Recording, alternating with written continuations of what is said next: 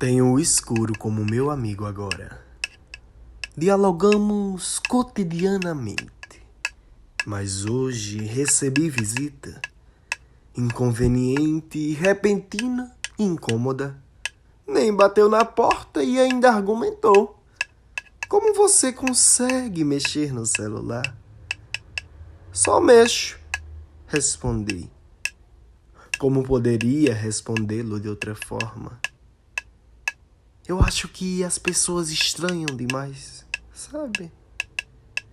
Talvez o problema esteja aí.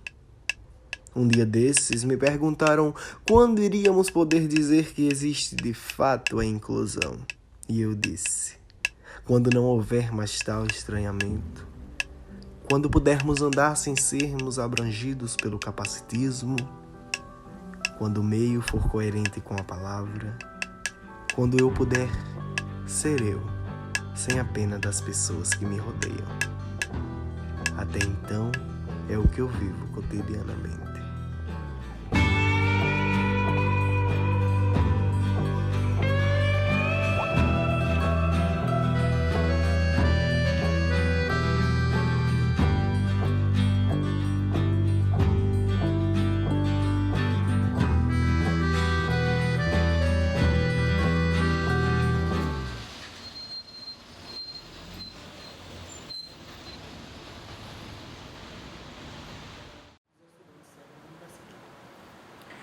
Eu acredito que o fato do estudante cego, com qualquer outro tipo de deficiência, ter chegado à universidade, significa que ele tem potencial.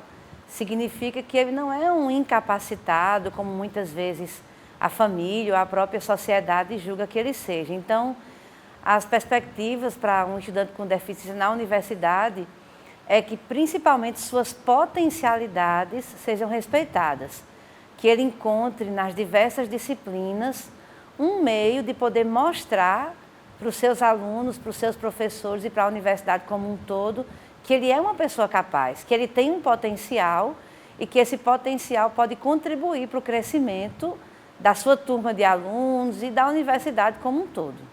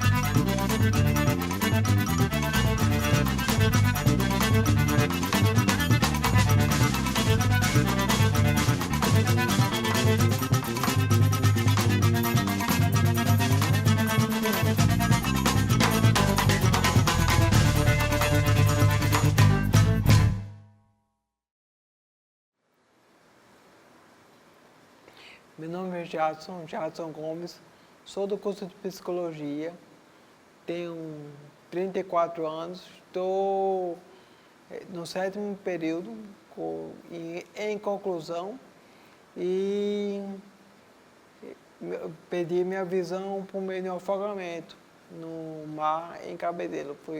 Gerou anóxia cerebral e, por consequência, houve a perda da visão. E antes de sofrer o acidente, tinha tentado vestibular por 2, 3 vezes, e não tive sucesso.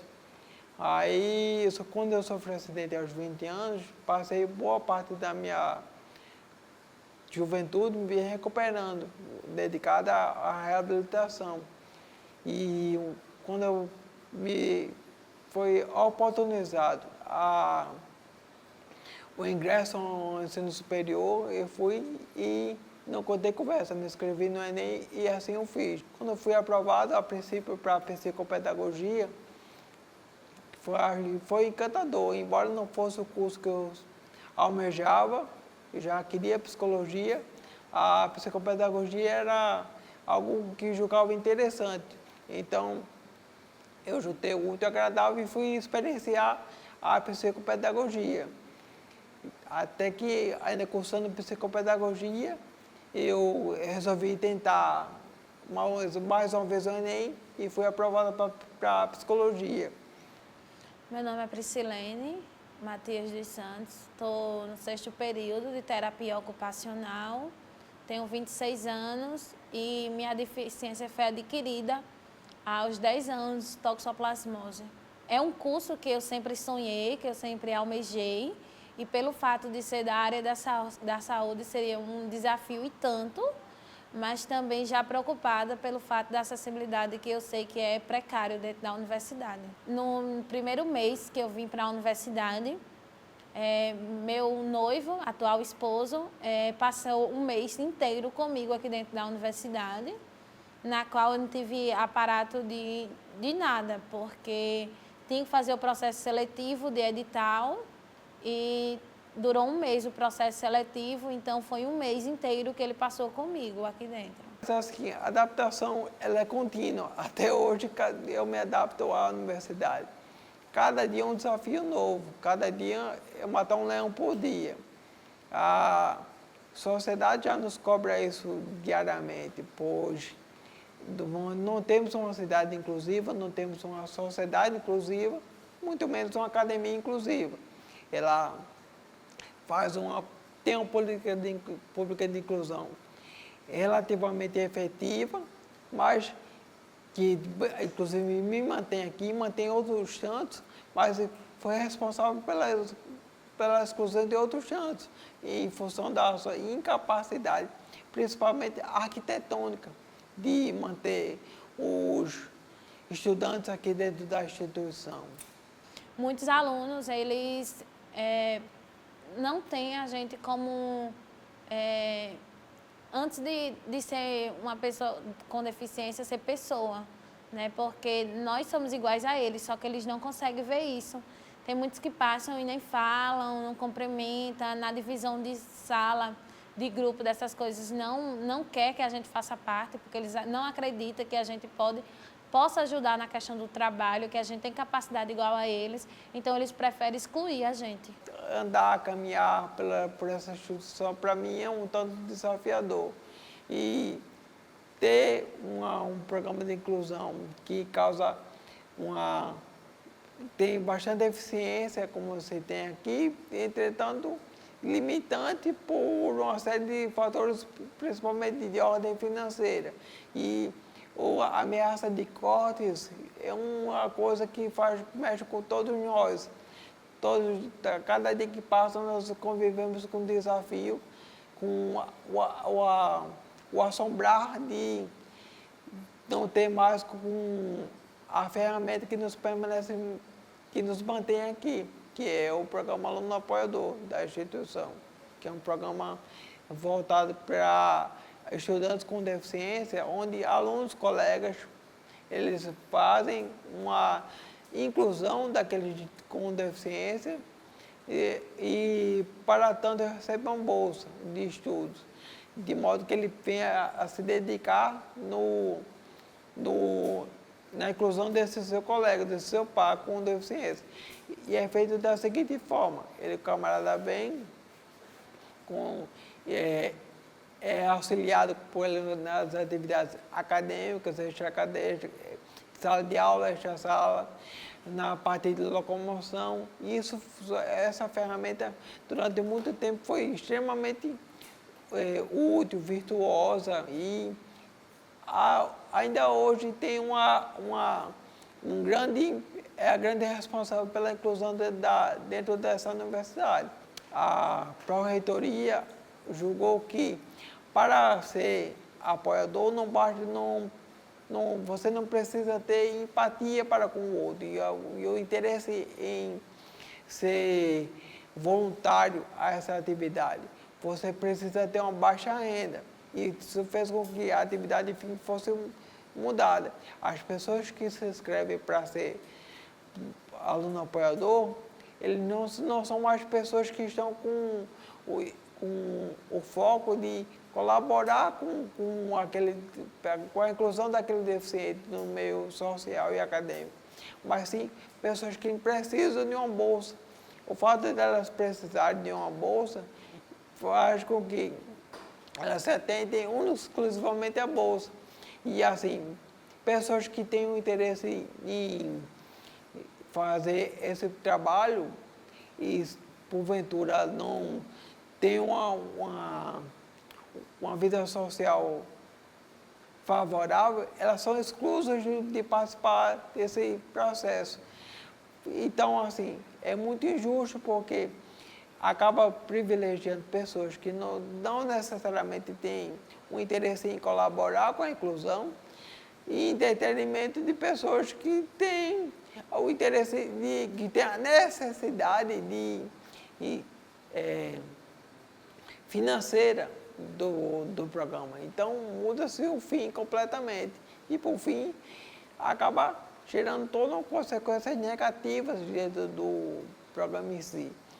Ademais, essa ameaça de cortes, que convivemos com ela constantemente, ela faz com que o aluno apoiador, que é aquele que está aqui no programa para colaborar com a inclusão, ele se sinta o tempo todo, acabe todo o tempo convivendo com essa situação, dizendo, olha, a qualquer momento eu posso deixar de ofertar o apoio a você com deficiência, porque essa ameaça de cortes e eu preciso dessa bolsa para sobreviver. Porém, o outro lado, o aluno apoiado, que no caso que é o que tem a deficiência, esse aí vive com essa triste realidade de ver pessoas que de fato precisam de uma bolsa, vivendo com essa ameaça de corte, por consequência a ameaça de encerramento da atividade que garante a nossa permanência aqui. É muito comum nós nos depararmos com grades abertas aqui para um deficiente visual. Isso é uma ameaça muito grande. Você está vindo, caminhando e de repente se depara com a ponta de uma grade, porque uma pessoa deixou entreaberta. Não se deu o trabalho de fechar uma grade de uma sala dessa. Pessoas que deixam motos na calçada. Para um cego, isso é um crime, porque o camarada está vindo numa calçada que já é desregular, extremamente perigosa, se depara com a moto, tropeça e cai. Isso é muito complicado quando nós somamos a displicência do serviço público com a displicência e o descaso da própria sociedade. Imagina você estar dentro de uma sala de aula, onde você não vê nada, e a sua professora traz um slide e diz, aqui é assim, assim, assim, acolá é desse jeito, e você diz, como? O que é? Onde é o aqui? Onde é o acolá? Ah, melhor do que essa, Heloísa, eu hoje trouxe para a aula um texto não verbal. Você sabe o que é isso?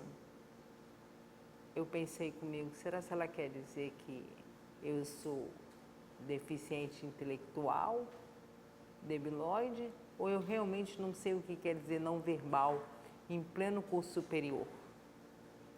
Sem falar os professores que falam alto e gesticulam, ou aqueles que dizem para você, olha, sinto muito, eu nunca trabalhei com cego, não sei como é que faz, então você tem que dar seu jeito.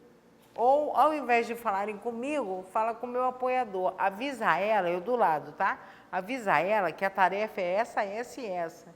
E eu responder, professor, eu estou ouvindo. Fale comigo. Que é a única maneira que eu achei que poderia provocar a comunidade científica em alguma coisa, era trabalhando com uma orientadora deficiente visual e que a gente trouxesse um tema polêmico e que mostrasse à comunidade que nós estamos aqui, mostrando que um deficiente pode fazer parte do triplé de formação aqui dentro. É a formação, é a pesquisa, são os projetos. Nós temos esse direito e nós podemos estar presentes neles. Até na monitoria, como eu exerci durante 2 anos e meio o papel de monitora e com muito orgulho e com ótimas avaliações. A cegueira não me impediu de ministrar uma aula, de fazer um trabalho, de fazer um plano de aula. Esse TCC teve uma proporção tão grande que ele saiu na página aqui da universidade. A reitora quis cobrir o TCC, fez uma matéria especial. Esse trabalho foi reconhecido, teve mais de 90 compartilhamentos. Pena que, como a maioria das coisas que acontecem, depois que passa o grande boom, elas ficam esquecidas. Os assuntos morrem. E, por incrível que pareça, nós voltamos novamente a estaca zero, como se nada daquilo tivesse acontecido. E é um trabalho de formiguinha. Você tem que começar tudo de novo, se autoafirmar, se empoderar. Nós precisamos ser ouvidos de verdade. Mas não é entrar por um ouvido e sair pelo outro.